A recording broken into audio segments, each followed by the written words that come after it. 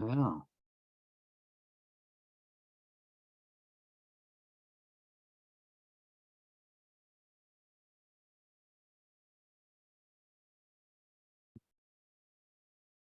Dana, welcome. Greetings, everyone. Just a moment. I need to change something here on the. Yes, I do. Well, it won't give me this. I know what I need to do. Just a minute. I'm going to go back into the galley. All right. Nah, I got it now. All right. Again, Shana, welcome everyone.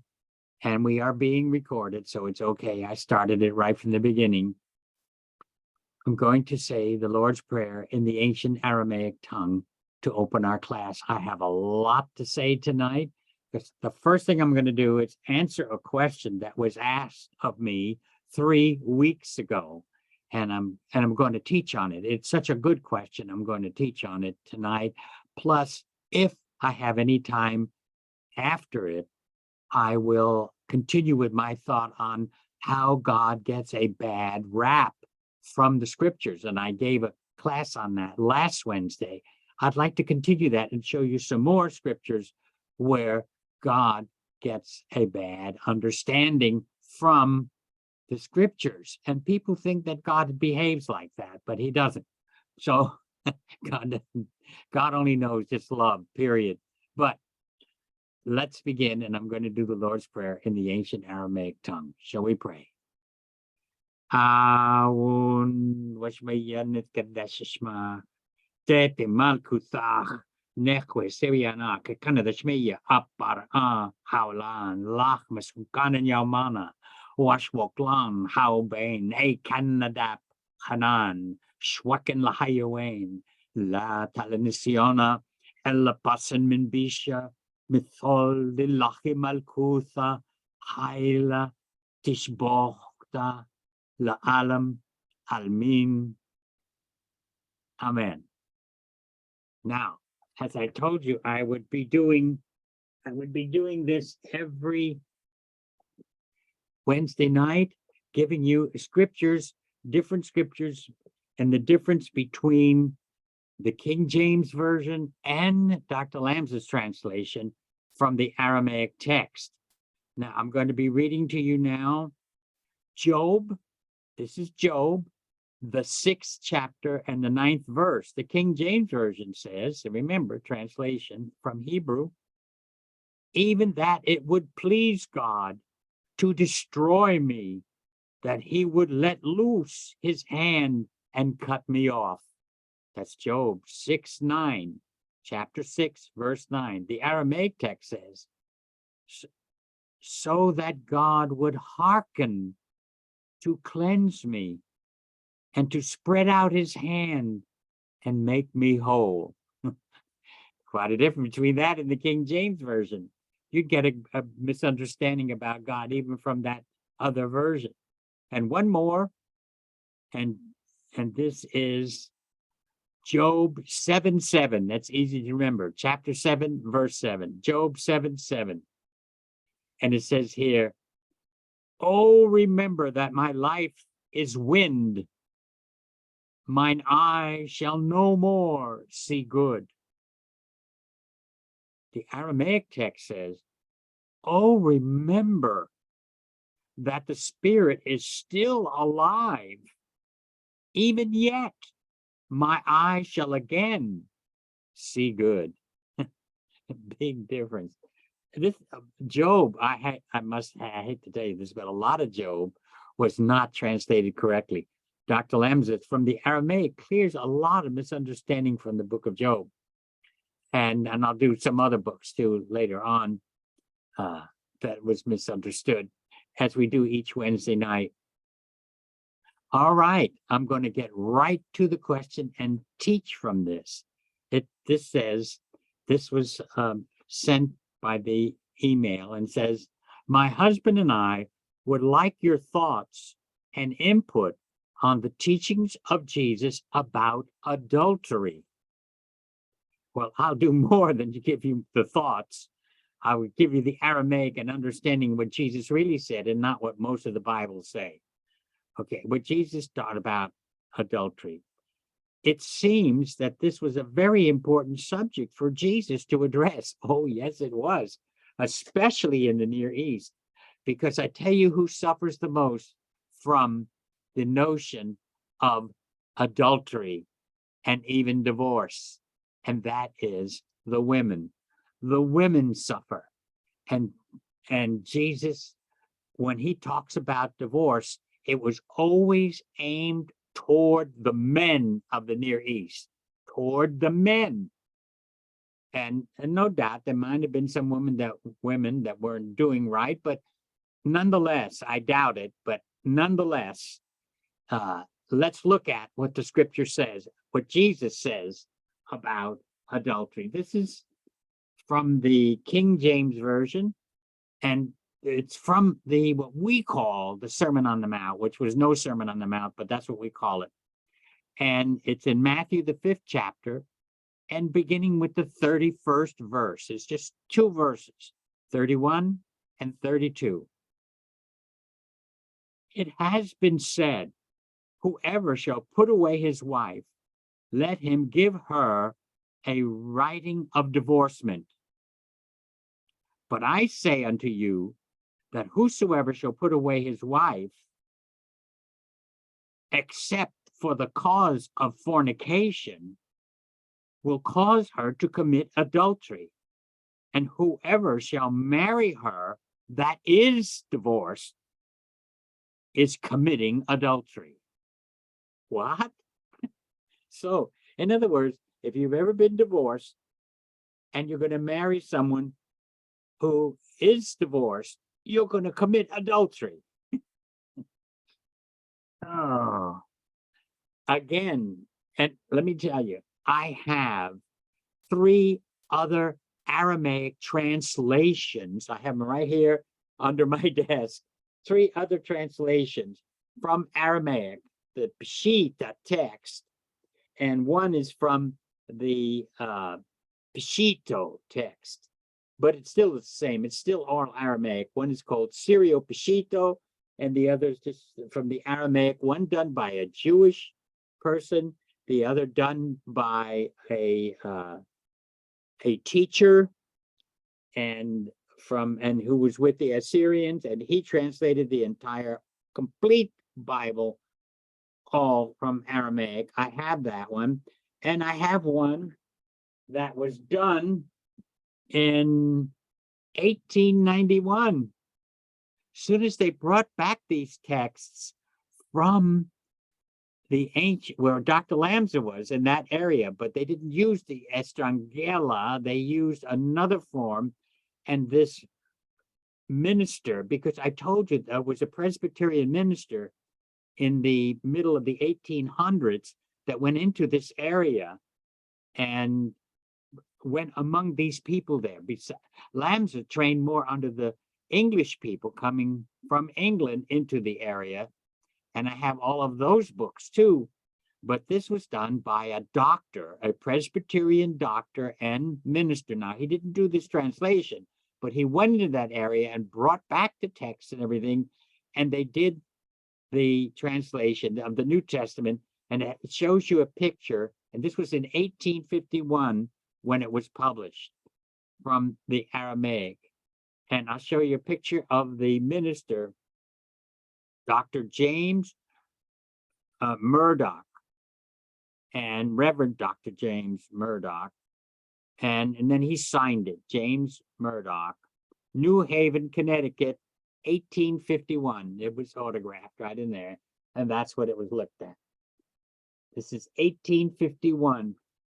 And he translates it the same way. This is just the New Testament. He didn't do the whole Bible, just the New Testament. He didn't have the whole Bible then. He just did the New Testament. And I'll go to chapter 5 and verse in Matthew. And the text is 31 and 32. It has been said that if a man will put away his wife, he must give her writing of divorcement. Notice what it says, that if a man will put away, because it was the men who were constantly divorcing. Most of the time, divorce, I'm going to give you now the Eastern cultural background on this, the Near Eastern, and the culture of the times. It was easy for a man to divorce his wife. All he'd have to say is, I divorce you, get out. In other words, he puts her out. That's why he translates, puts her away. Puts her away, meaning separates from her. Get out, get out. And but according to the law of Moses, you cannot do that. Moses was against this idea of men divorcing women so easily. So that's why you must have a written document saying you are divorced, literally divorced. Okay, that's important. You get that, because that's exactly what the Aramaic says too. And so does this particular version here. But it's the next verse 32 that gets mixed up because they didn't understand it. And I have the Aramaic here, and I'm going to read that to you in a minute. All right. And so he goes on to say, but I say to you that whoever, he's talking about divorce papers, but I say to you, whoever puts away his wife or divorces his wife, says, get out, except for the offense of whoredom. For the offense of whoredom causes her to commit adultery. In other words, if you say, I divorce you, get out, and you're going to cause her to, this is Jesus is talking to them. You men who just put away your wives, just put them away, just get them out of the house. You men are going to cause her to commit adultery because she will have no shelter, no one to go to. Another man will see her, take her in the house, and then she will be committing adultery. Because you just by putting her out doesn't mean you're divorced. Moses said you must have a written divorce paper. Okay. Then the next phrase in this verse 32 says, and he that taketh the divorced woman, he that taketh a divorced woman committed adultery. In other words, even if the woman is divorced, if you marry her, someone else marries her, they're committing adultery. That is not what the Aramaic text says. All three of these have the Jewish one, the one that's done from the Aramaic, and then the man who's this teacher in the States here, he translated it, and it says the same thing. And then you have this one. And Lamza does not say that. What does Lamza say when he translated from those very same verses in Aramaic? And I checked, I have both the Peshito right here on my shelf, and I checked it because I can read it also. And also, I have the Aramaic Peshitta text here, written in Eastern Aramaic. So I have both. And I read it before reading Dr. Lamza. And here is how he translates it. It has been said that whoever divorces his wife must give her divorce papers. But I literally says, but I'm telling you, literally is what it says in the Aramaic. But I say to you, you can say, but I'm telling you that whoever divorces his wife, except for fornication. Now, the word here that Dr. Lamza uses is fornication. That's the English that we use, but fornication carries more of the notion of promiscuity. But the actual Aramaic word that's used there means one who plays a whore or whoredoms. Really, the Reverend Murdoch, actually, when he used the term whoredoms, got it correctly. That's the exact word. Lamza was just being more polite in English with fornication. Okay? All right. In other words, you can divorce for fornication. But now, that final one, if you marry a divorced woman, you're committing adultery. All right. Let's see what Lamsa says here. And whoever marries a woman who is separated but not divorced, commits adultery. In other words, she is really not legally divorced yet. She should be legally divorced. And she's just simply put out and she doesn't have divorce papers, then she is not divorced. She is not divorced, so you're committing adultery with her, because remember, this is the ancient custom. This is 2,000 years ago. And he said, you're actually committing adultery. And what he was doing here was protecting women, because he's speaking to the men. He's speaking to the men. And because they were always quick to divorce. So this is how he's saying it. Now, let me tell you what the word that they translate as divorce. Lamsa does not translate it. Who is separated but not divorced. He's paraphrasing it because of this one word in Aramaic. Okay. And what is that one word? He said, and whoever takes, I'm going to read it in Aramaic. It says, woman, the shakel, whoever takes a what? They all translated a divorced woman is committing adultery. But here's the word in Aramaic. Shwikta. That's how we say it in Aramaic. Shwikta or shvikta. Either you can say with a V or a W. Shwikta. I like the W. It has a better sound to it. Shwikta. A shwikta is a woman who has been put out. In other words, has no divorce papers, nothing like that. That's what a shwikta is. But I checked these other translations, and there's especially the Jewish one, and he's got a footnote in there and saying, well, according to the 1909 version, it should be divorced woman. Because now they use this word shwikta for divorce, but there's another word for divorce, which means to loosen, to loosen. If you literally were to read who has the divorce papers, that word divorce there, it means it's a different word altogether. It means to be loosened, to untie it. But here, this is shwikta, shwik, which means an abandoned woman. A woman has been put out, put away, and put out without divorce papers. This is why Lamsa paraphrases it in our modern language and says who is separated but not divorced. He makes it clear. In other words, this is what the word shwikta is saying. Shwikta means an abandoned woman. If you just take an abandoned woman and sleep with her, you're committing an adultery, and she's committing adultery with you because she's not literally divorced. The husband just put her out. And that is how it's understood in the Aramaic. And not only Lamsa giving us the modern, and it's the only Bible in all the New Testaments on any translation, they all talk about that if you marry a divorced woman, you are committing adultery. And that's not correct, because it's a misunderstanding of the Aramaic. Now, even though Dr. Lamsa says this, and a lot of people came against Dr. Lamsa for doing such a thing, of saying what he did the way he translated it.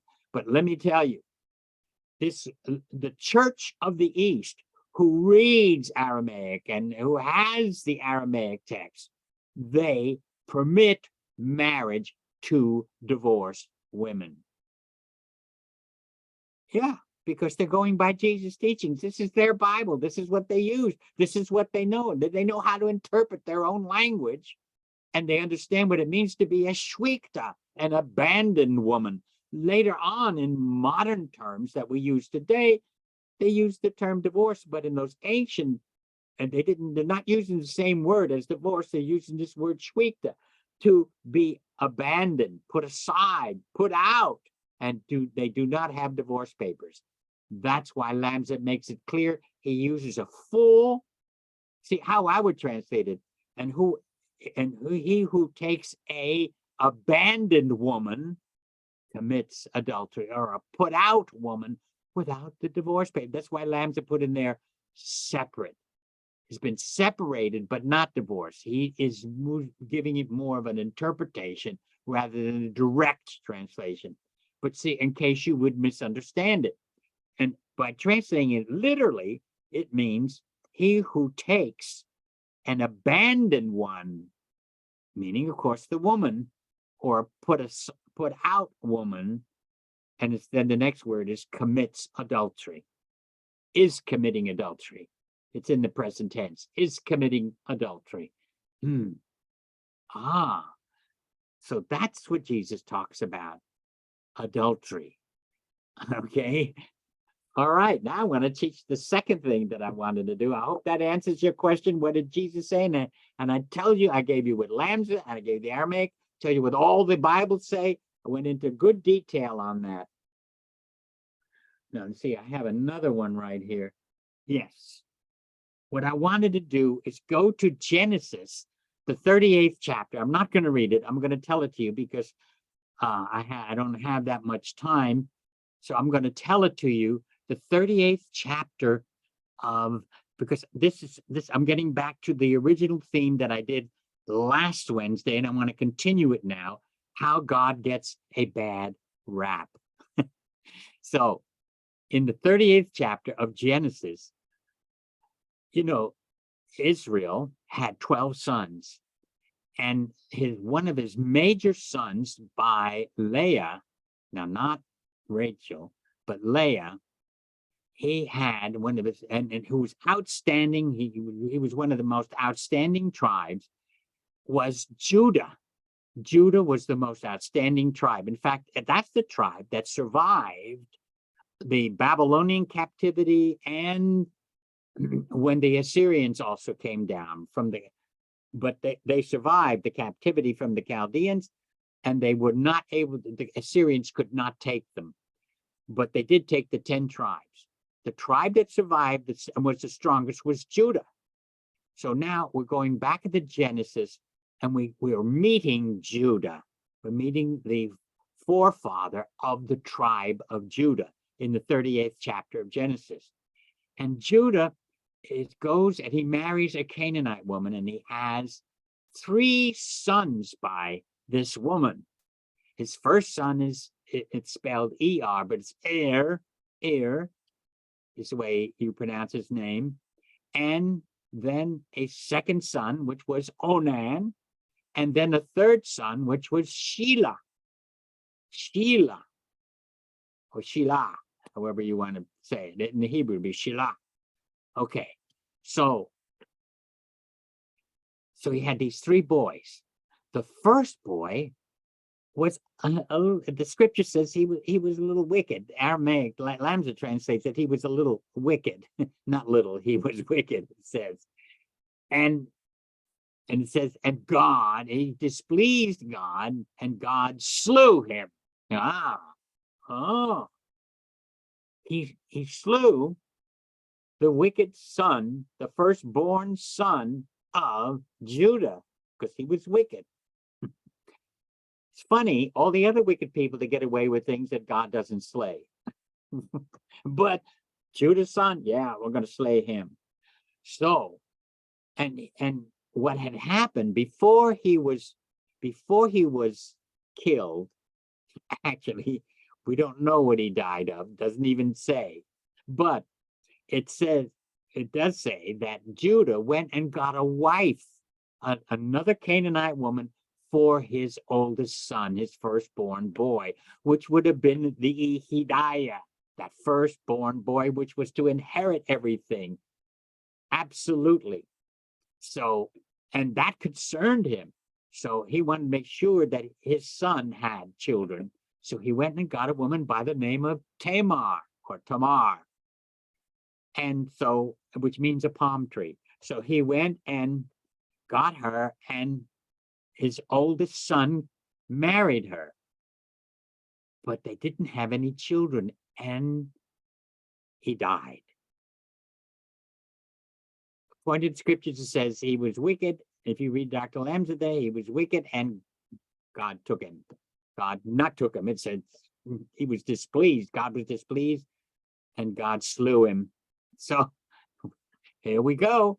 This is God doing these things. And so the next thing you know is he goes to his second son, Onan, and says to him, I want you to sleep, because this was the law in those days. The brother-in-law of Tamar had the right to sleep with his wife to raise up an offspring for his dead brother. And he would inherit everything. He would take on the firstborn idea that his actual father would have done. And Onan did not like that. He didn't want to sleep, but he had to do that because he was obeying his father. He had to sleep with Tamar, his sister-in-law. He didn't want to do it, but this was the law of the land in those days. It was understood. And so when he did, he practiced coitus interruptus. And it says he spilled his semen on the ground. And what have we done with those scriptures? I tell you what we've done with them. We made up a lot of malarkey and baloney about it because we didn't understand it. The preachers and the churches started speaking against spilling seed on the ground. In other words, if anyone masturbates, especially the men, if they masturbate, you've committed a sin. You spilled your seed. You didn't put it in the right place. This is how they've interpreted this event. Had nothing to do with that at all. Had nothing to do with masturbation, not at all. It's called onanism. The old term for it was onanism because of the son's name, Onan. And they called it onanism, which is ridiculous, ridiculous. And then they started using the word masturbation. But he wasn't masturbating. He did not want to raise a son for his brother and his sister-in-law who would compete with him, because what would happen is he would take on that Hidayah because his brother is gone and his brother left no offspring. And why should he get her pregnant and raise up an offspring that's going to be competitive with him? That's why he pulled out. And then the scripture says, and it displeased the Lord. So he slew him too. He slew him. It just says he slew him. So that's two God slew. One was wicked and the other would refuse to raise up an offspring for his brother. And he obeyed his father. He had intercourse, but when it came to the finality, he pulled out. So he would not get her pregnant. So, what? And this is in Genesis now. And God slew two of them, two of Judah's son, Judah who's going to become, and this is where we get the word Jew from the term Judah, because he was a surviving tribe. And so the major tribe. So, and even Israel prophesied about Judah, which was a tremendous prophecy, but I'm not going to go into that. But here you have this happening. And now God is being blamed for both their death. What happened is some sort of sickness came upon the firstborn boy and died. And something also happened to, we just don't know what. In other words, he suffered some sort of sickness or fell or did something that was detrimental to him, talking about physically, and he passed away. And it was interpreted, well, he passed away because he didn't obey his father and he wouldn't raise up a son, so God slew him. Everything was attributed to God. There was no devil to blame. They had no understanding of a devil at this particular time. There were certain gods of the underworld, but I'm not going to teach you into that. But that has nothing to do with this as we use the term devil. No devil, nothing like that. All they had was God. So he died, and he was the son of Judah, and the other one was the son of Judah, even though he was somewhat wicked. Still, God must have been displeased and therefore slew him. This was a scribal interpretation of the death of both of Judah's sons. God did not slay them. And can you imagine that? Oh, you didn't raise up a son for them. I'm going to slay you for that. And then there's more to the story. Something more. I have a little more time with it, so I'm going to tell it to you. So then Judah talked with Tamar and says, Tamar, you should leave, don't stay with the family. That's where they were. They were all family together. Go back to your father's house. Go back to your father's family. Stay with them. And I have a third son. Remember, he had 3 boys.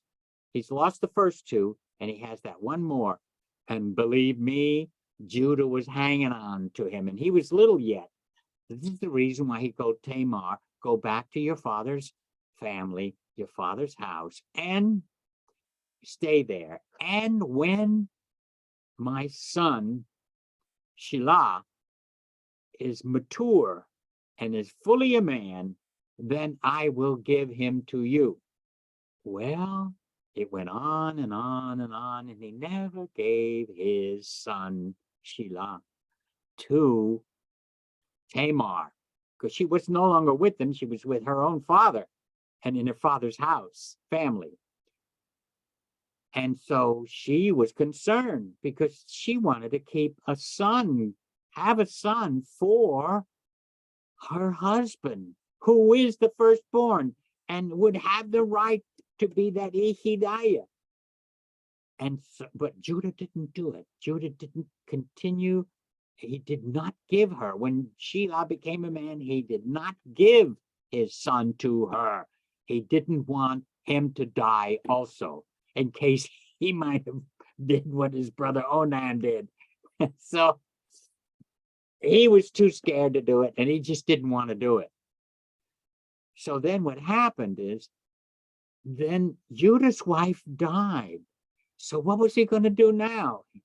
He was without a wife for a long time. He had to go through a mourning, and he had to go through all the things he had to do.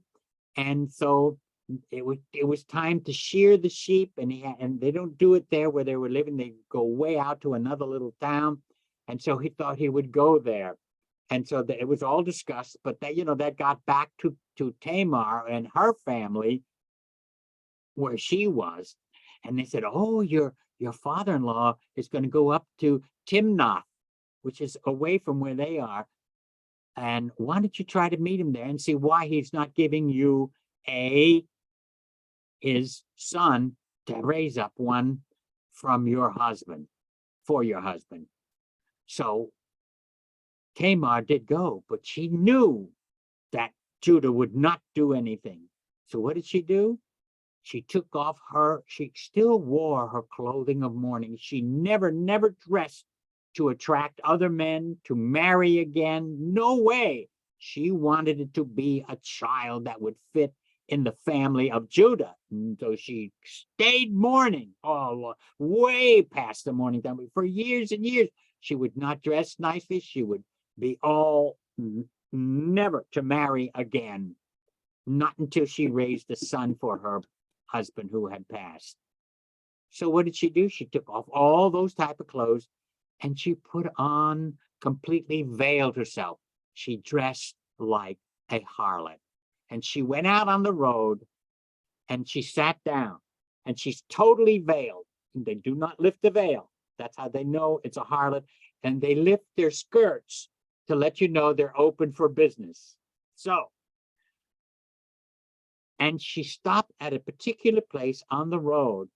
And when Judah was going by and he saw her, and he knew exactly, oh, this is a harlot, I can sleep with her. He's not married anymore, and he needs an outlet, so he'll go to this harlot by the side of the road.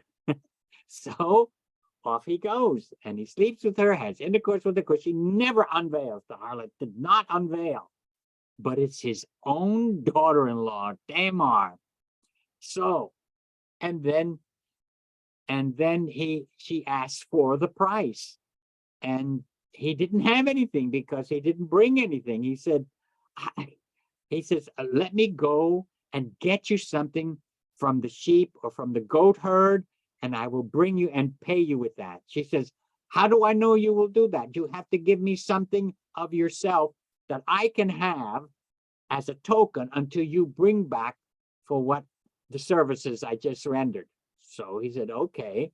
He says, what would you like? She says, well, your robe, your ring, and your staff. Those were all real important things. So she knew he would come back to pay her, and she did this deliberately.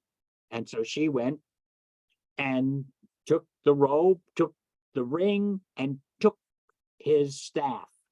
And she sat back down, and she would wait for him. And he left to go to Timnath, and he got a goat for her, a nice, good goat, to pay for what he had just done.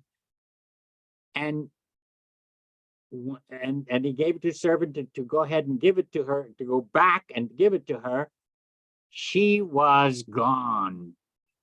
Tamar did not stay. She went back to her father's house. He said, oh, well, I've lost my ring, my robe, and my staff. I'll just get a new one. And he kept the goat. Because the servant came back, hey, too bad. He says, well, that's the way it is. And so then later on, months later, rumors started. Did you know that your daughter-in-law is pregnant? Your daughter-in-law is pregnant? Judah became furious, just furious. How could she dare do that? Dare her do that? He says, you go get her and take her out of her father's house and bring it to me, and we will burn her. She has played the whore. So she comes before him, and he is furious and carrying on and doing all kinds of things. And then he says, and she says, my Lord, I will tell you who did this to me, who got me pregnant. And she produced his robe, produced his staff, and produced his ring. It's one of my favorite stories in the Bible because of how he got caught up with, and because he did not treat her right. So he says, oh, she is, and then Judah repented. Judah was sorry. And he says, oh, she is more righteous than me. I should have given her my other son, but I didn't do it. It was my fault. Everything is my fault. And she had 2 boys from Judah, and they are listed in the ancestry of Jesus, in the Gospel of Matthew, and it gives you we call it a genealogy, but it's really the ancestry record of document of the list of names coming from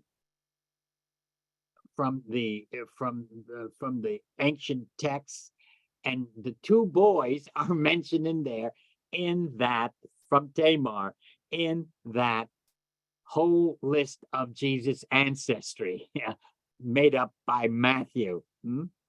But nonetheless, it is there. But you have to know what it's referring to with the story with Tamar. And there's 2 things you got to get clear in here. First of all, it was legal for the boys to have a relationship with Tamar, not for the father-in-law, but he did it anyway because she played the harlot, but she did it to raise up, and they became the Ichidiah for her dead husband. She fulfilled her husband's wishes and felt good that now his line would continue through the 2 boys that she had from Judah. She still kept it in that same bloodline. Interesting, fabulous story. But what I was also clarifying is that God slew Onan and God slew Er, the firstborn boy, which he did not. This is a scribal interpretation and notation put in the scriptures. They are interpreting the death of those 2 boys and putting it on God, because nothing happens without the permission of God. Therefore, God did it. That was the reasoning in those days. That was the logic in those days. That's how they understood God in those days. And you have to realize when you're reading that. But people reading the Bible didn't say so. Oh, if it says God did it, God did it then. God killed them because he was displeased with them. No way. Again, God, and people preach it that way. Honest to heavens, they preach it that way. That God did that. And then they invented all this other stuff. That if you masturbate, you are committing a sin. Or if you are preventing your wife from getting pregnant by wearing a protective something so the seed will not enter, therefore the church teaches this too, then you are committing a sin and you've got to confess it to the priest. This is the Roman Catholic. This is what they teach based on those scriptures. How they misunderstand it. And again, God is getting a bad rap and a bad reputation. Oh, this God is amazing. He just kills people who are wicked, only certain wicked people. And if you do anything sexually that he doesn't think is right, he's going to get you too. What an amazing understanding we get from the scriptures, because we don't understand the culture. We don't understand it. And if I were to read it from the Hebrew, it'd be the same thing. Your Jewish people understood that too, but we've invented all kinds of, even the idea of original sin was invented by the church, not by the Bible, by the church, and how they interpreted the story of the Garden of Eden. Again, it's interpretation, not even from a scribe in the Bible, but from the Catholic churches and all other churches that misinterpret scripture. They misinterpret it. They misunderstand it. It's based on misunderstanding, not understanding culture, not understanding how it works, and all the background of it and what it was from. Terrible misunderstanding. So this is why we have this Aramaic school of light. Well, we have all of this to bring a clearer picture of Jesus and even of the Old Testament and of God, to clear the fog away from God. So this is important. And this is what we're doing. All right. Now, if you have any questions, go to the Q&A and put them in there. Let me go to it. Let me find it. Here we go. Rebbe, what is the name of the rabbi that translated from the Aramaic to English about adultery? Okay, I have it right here. I'll show you the book. And he doesn't say good things about Lamsa, but he needs to read them because he says Lamsa believes in reincarnation, therefore he shouldn't be read. Isn't that stupid? First of all, Lamsa did not believe in reincarnation. I worked with him 10 years. I did his eulogy. I helped with his burial. And the celebration of his life afterwards. I mean, this man. And this is the text, the Aramaic text, and it is, and he made it in large print, and it is Andrew Gabriel Ishak Bar Raphael. he went partly into Hebrew here. So it's Andrew and he has three names: Andrew, Gabriel, Yitzhak, Isaac, son of Raphael. Aramaic, English, New Testament. You can get it on Amazon if you want it, but you waste your time. It doesn't follow. But you know what? I've read some of his other books too, and he takes right from Lamsa. He takes from Lamsa, but he won't give Lamsa the credit. This guy, Andrew Gabriel, and he has his own website, and you can go to it, and you have it all right there. This is his book. I hope you can see that. So I gave you his name, and it's called Aramaic, English, New Testament. You can get it on, this is where I got it, on Amazon, but I also went to his website and read his other books, And he took a lot from Lamsa and never gave Lamsa credit. Okay. Next question. It seems unfair that an abandoned woman is not free as a woman with divorce papers. Well, it's too bad. It's just too bad. This is the ancient world. You're dealing with 2,000 years ago. And Jesus purposely made it that way because the women were suffering. The women were suffering. And that's why he made it strict. Jesus made it strict. You didn't get what I was talking about. He made it strict to protect the woman. You're saying abandoned woman is not free as a woman with the divorce papers. No, she can't be. She can't be because it will be suffering. Some of them wouldn't even find anyone, not find anyone, and therefore would be suffering. And some of them would have to turn to actual whoredom. They would have to turn to it in order to get a living, to get some food, to get a roof over their head. You have to understand that Jesus was trying to protect the women. That's why he made it strong. You're committing adultery if you do that with them. And it was to get at the men who so quickly shoved the woman out. And even Muhammad was against this because they were still doing that during the time of Muhammad. So what Muhammad said is, if you didn't have to get divorce papers. He did it as something else, which was very clever. What Muhammad did was, if you put a woman out, you have to find a man for her, and she is to marry him. Well, the pride of the man to do that was very tough. He did that purposely. So, and then he said, then if you want her back, then she has to divorce that man, and then you can take her back after you got that man for her.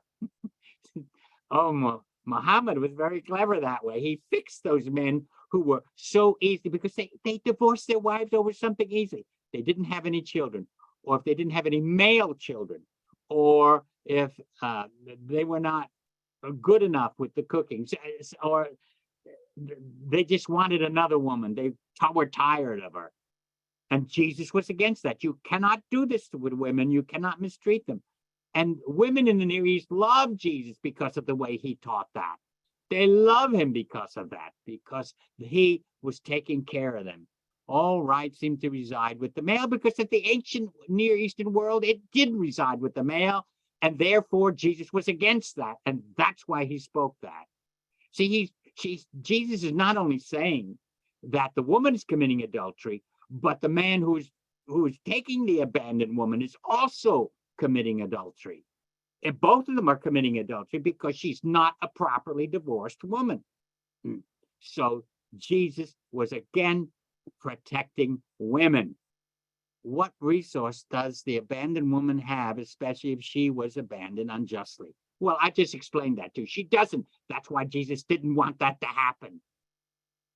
He only gave him one excuse. If the woman herself deliberately went out while she was married and got with another man, then okay, then she could be abandoned. Okay, I hope you understand that and got it clear. I know it's hard for us in the Western world with our so-called big liberal mind, but you have to understand what Jesus is talking about here. Let's go to the next question. Could women divorce men? No. I've heard Lamsa talk a little bit about that. Thank you for the shirt. Yeah, I like the purple shirt. I like the color. And fellowship the spirit, because we're all fellowshipping spirit. God is spirit. Fellowship the spirit is fellowshipping God. Could women divorce men? I think that if something was wrong with the man, they could divorce. But you know what they did in Turkey, and I didn't tell you this either about the divorcing and stuff. In Turkey, and well, let me first go to the oh gosh, I forgot the name of those people. The ones that the Turkish people despise. They don't like them. I can't think of it. But anyway, they got around the law. This isn't in Turkey. This is with this other group of Eastern people. And what they did is, when a man put out his wife and then had to go find a husband because they were belonging to Muhammad's faith. So what they did was they married the woman to a goat or to an animal, then killed the animal, and the woman would mourn, and then the husband who put her out could take her back. They got around the law by doing that. It was a special tribal people that did it. I'm sorry, I can't think of the name of them right now, but that's what they did. But in Turkey, if your husband, say for instance, a woman got married but married a man who was mentally ill, but so that they would have an offspring, so that bloodline would continue, she would have to marry that man who was a little imbalanced, not well, and have a child by him. And then sometimes what they do, they would not divorce, but they would just leave. Separated but not divorced. But this is this was in Turkey, and it had to do with the mentally ill men. And we're talking about mentally ill men, not regular men. Okay, so you have to understand that. You just don't understand about to find out about another culture, and for us to judge another culture based on our culture is a big mistake. That's a mistake, because we have no understanding about that. We think everyone should be exactly like us. And it doesn't look fair because we judge them according to our standards instead of what was in existence 2,000 years ago and in another culture. Totally. And I think that is all the questions I have. Let me see. It says 4 here. Let me see. I have 1, 2, 3. Okay, Dr. Errico, Charles Fillmore wrote a book called The 12 Powers of Man. Are there really 12 powers in us that correspond to the human body? Does the content in this writing have correct ideas that are metaphysically congruent with Aramaic? No, Aramaic doesn't discuss that at all. Not at all. But no doubt, Charles Fillmore received this by the Spirit, and because he was trying to correlate it with the different areas in our body, just like the brain is not the mind, but it correlates with the mind. So he saw these 12 powers because he was going by the 12 signs of the zodiac, by the 12 apostles, and showing how, and he also uses the names of the apostles for each of the 12 powers. He's just showing this is his spiritual insight that he got. And it doesn't have to go with the Aramaic. It doesn't have to. But there's still nothing wrong with it if you want to use that. Nothing wrong at all. And tie it in with those areas in the body and with the apostles' names. And then they started using color too. I don't think Charles used color right at the beginning. They started doing that later. And Dr. Lamza knew Charles and Myrtle, and they published a lot of his essays and a lot of his writings in the 1930s and 40s, but late 1930s, and then in the 40s, published a lot of his writings, a lot of his essays in their magazine all the time. And he knew about this, but we have nothing on the Aramaic that coincides with the 12 powers working with the thing in the body. But that doesn't mean that it is wrong of what he was saying. It's something he saw, something he got insight on. Okay.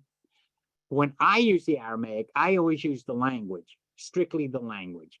And Jesus does too. Jesus, I'll tell you, Jesus in the Gospel of John represents the human body, all human beings with their physical body. So everything Jesus said about his relationship with God, that is also applies to us and all humanity. I don't care who they are and what they believe and what they don't believe, even atheists. But they do not access it because they don't believe in it. Okay, that's all right. But but Jesus used the body. And and Paul talks about it, that our bodies are the temple of the living God. He used the word temple. But instead of doing that, Charles Fillmore showed the correlation between 12 powers with something in the body. Nothing wrong with it. No, I cannot back it by Aramaic, but I don't have to. I don't have to. All right, but good question. All right, and let's see, is there any other questions? Let me look. Did some of the apostles leave or divorce their wives? No. No. They did leave them temporarily while they were studying under Jesus, because they were traveling with him. Simon, Shlicha Shemun, left his wife with his mother, a mother-in-law, I think it was his mother-in-law, and they do that in the Near East when they're going to go train under a teacher, and Jesus was an itinerant preacher where he was constantly traveling all the time, and so the 12 had to go with him all the time. So these 13 men were traveling all the time. They stopped in certain places, stayed in certain homes. Certain people fed them and did all those kind of things. Sometimes they couldn't even get it. They had to sleep on the side of the road. And then people came and wanted healing, and they brought food for them, and they brought clothes for them. They brought all kinds of things for them. But they did leave their wives, not divorce them, not separate. It's just that they had to get there. And we happen to know about Shemun Kepa. Shemun Kepa is a nickname. That's not his name. His name is Shemun. His nickname is Kepa. And so, which is rock or stone. So what we have here then is they leave them temporarily. That's why Jesus says, unless, the way it's translated in our Bibles, it says, unless you hate your mother, your father, your mother, your father. He starts, look where he starts: mother, father, wife, brother, sister, and your own life also, you cannot be my disciple. In other words, if you really want to know what I have, you're going to have to travel with me, and you'll have to set the word there, sna, S-N-A in Aramaic. Sna means also to set aside, but everyone translates it as hate, despise, detest. It does mean that, but it also means, this is the trouble with the ancient language, it also means to set to one side. And that's what they did. That's what some of them did. And they left them, but not abandoned them. It's like, I leave you some bread, or you leave me some bread. You're not abandoning it, you're leaving it for me to eat. So they had to leave their wives, and they stayed with the families, took care of them, did, the mother-in-law, the mother and father, the actual mother and father, and fed them and all that, because they knew they were out. They were like going to a school and traveling with Jesus, because there were no books or a Bible that's tucked under their arm to learn. Jesus wasn't teaching the Bible. He was teaching them the power of their soul, the power of their own being. That's why he says, Aton and non nuchred alma. You are the light of the world. This ties in with the Charles Fillmore question. Because Charles Fillmore, with the 12 powers, is showing the light that is in human beings. So Jesus was saying, you are the light of the world. And meaning you. And the you there is plural, means every one of you. It's aton and known. You are. Aton means all of you.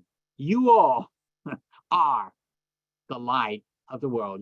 You're a light for this world. It's a light that belongs in the world, because that's the only way we're going to have peace on this earth. And understanding is through the light that is in us. Okay? So yes, they did leave them, but understand how they left them. And they did not divorce their wives. No way. No way. It would be, if the wife would become maybe pregnant, but she would be living with her family, and they would go back and get their family.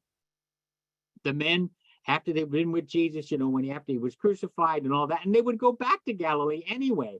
when Jesus was traveling, they would always come back to Galilee and they would be with their family again. So it's a different world. And we never teach the Bible from that world, from that culture, from that time. We're so full of our own culture and our own time, we blind ourselves to the other. Okay, I see I'm going over. So I'm going to take this out, and it's time for me to close. So I want to say that I will be, those of you who are living here in Atlanta, I am speaking at a church this coming Sunday, and it's called City of Light. City of Light. And Dr. Paul, Reverend Dr. Paul, is the pastor there, and he asked me to come this Sunday. The service is at 10:30, so you can look it up on your computer. He has a website. You can see there to give you the good directions on how to get there, whichever way you're coming from, how to get to the church. And there's pictures of the church, there's pictures of the building. And not only is it a good church, but he's also fed the homeless, fed those who were hungry.